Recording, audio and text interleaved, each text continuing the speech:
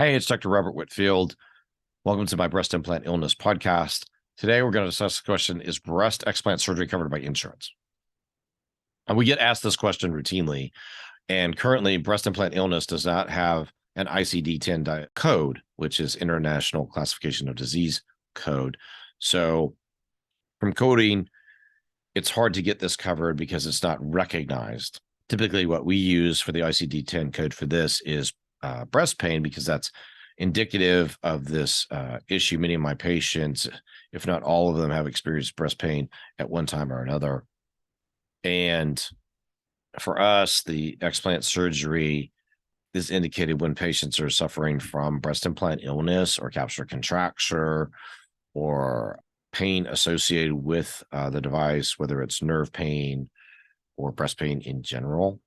Certainly, there are costs in this setting of the facility where you can do a procedure, the anesthesia for the procedure, and the costs of the surgeon's fees. And for an insurance company to cover this, you have to show medical necessity.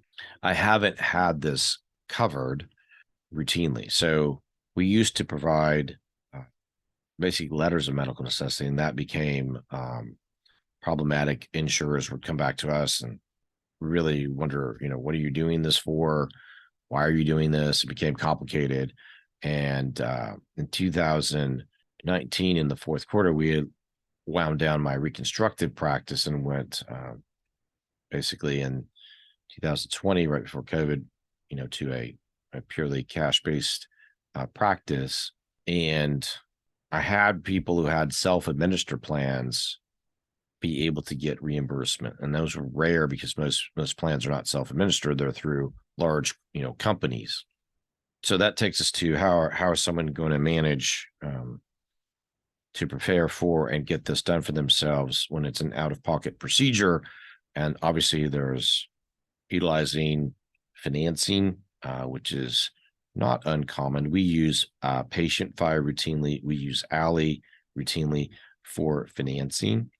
These are companies that work with our patients to provide very good options for financing. You can work with your tax strategists and advisors to see if any of this can be written off of your taxes as medical expenses as well.